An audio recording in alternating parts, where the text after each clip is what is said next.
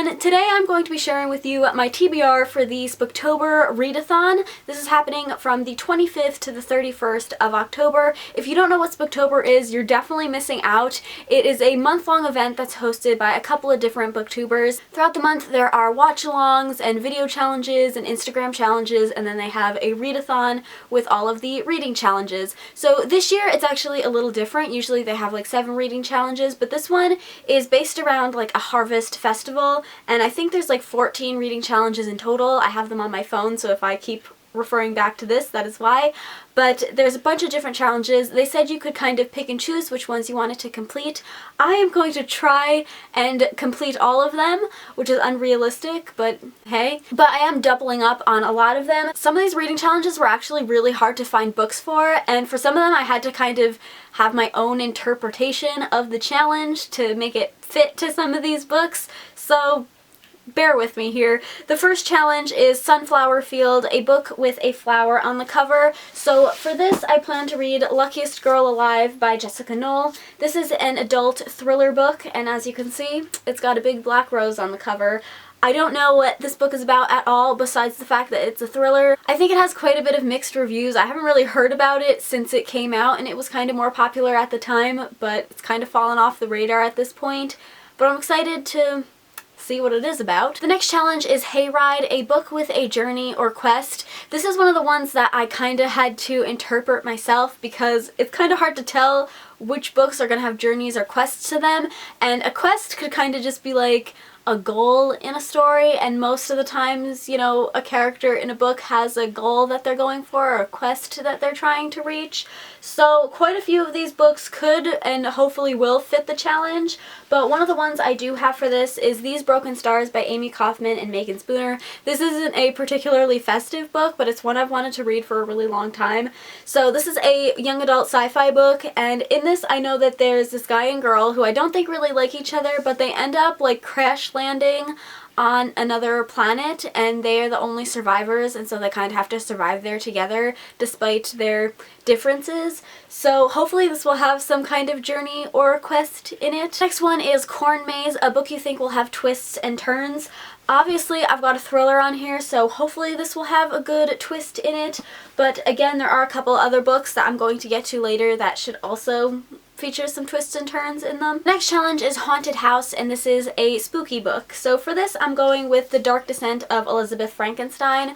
I'm hoping this will be kind of a spooky book. I've heard that it is really dark, so this should definitely work for this challenge, and I'm so excited to read this book. I have been saving it for months for this moment in October when it's the most festive of all. I cannot wait. The next challenge is Pumpkin Patch, and this is to read a book with orange on the cover. This is surprisingly difficult to come across. The only one I could find straight off the bat was Illuminae, because that whole cover is orange. I've already read Illuminae, and any of the other orange books that I could really find I had already read or I wasn't super interested in reading at the moment, but luckily I was able to find one. The orange is not a lot, but it's still there, and that is Truly Devious by Maureen Johnson. So some of the writing is in orange, but I think that's good enough for this challenge.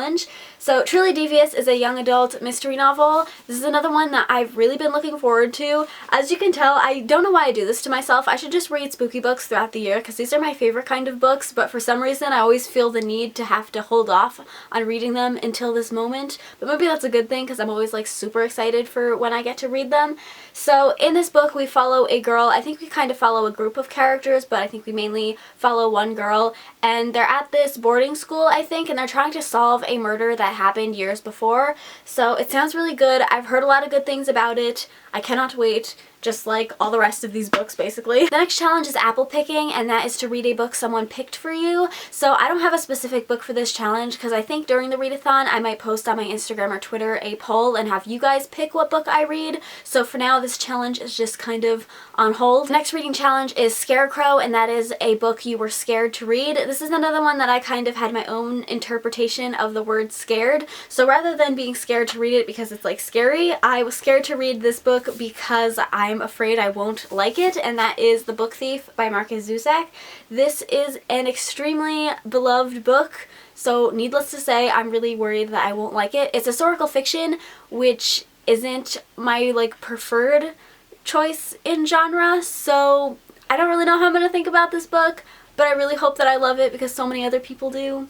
So yeah, that's why I am scared to pick up this book. And then the next challenge is Ferris Wheel, and this is a book from a unique perspective, and I'll be doubling up with this book again because this is told from the perspective of death, which I would say is a pretty unique perspective. The next challenge is Petting Zoo, and that is a book with an animal in it. This is another one that I don't have a specific book for because I don't really know how to tell if a book is going to have an animal in it if it doesn't explicitly say it in the synopsis, and we all know I don't really read the synopsis of books anyway, so I'm just kind of hoping that an animal will show up in at least one of these books and it'll fit for this challenge. The next one is Face Painting, and this is a book that features transformation. So again, this is something that I'm kind of using my own interpretation of it.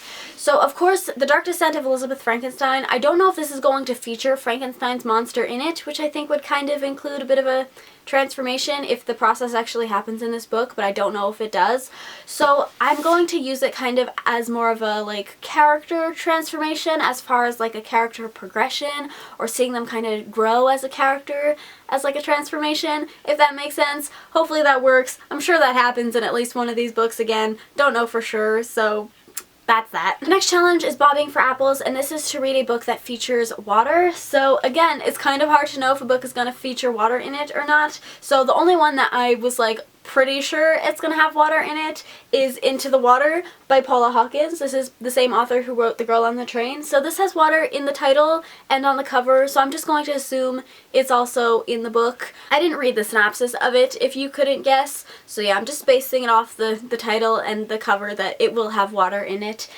This is kind of a bigger book. A lot of these books are actually kind of bigger, which is another reason that I'm probably not going to get to all of them. But there are also a lot of kind of thrillers or spookier books that I tend to read a little bit faster, so we'll see. So the last three challenges are more of like things to do while you're reading rather than specific books. So the first one is Pie Eating Contest, which is to devour a book in 24 hours. The shortest book on my TBR is The Dark Descent of Elizabeth Frankenstein, so hopefully I can read this in 24 hours.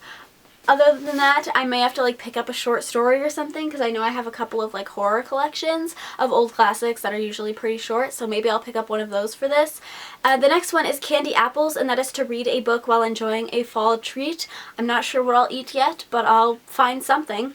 And then Bonfire is the final challenge, and that is to read a book while being warm and cozy, and I'm sure I can definitely do that as well. So yeah, those are all of the books on my Spooktober TBR. Leave me a comment down below and let me know if you've read any of these books and what you thought of them, which ones I should prioritize on my list, since like I said, I probably won't get to all of them, but fingers crossed. And yeah, I hope you guys enjoyed this video. If you did, please give it a thumbs up and subscribe if you haven't already, and I will see you in my next one. Bye! You hear that, Samson? Beautiful.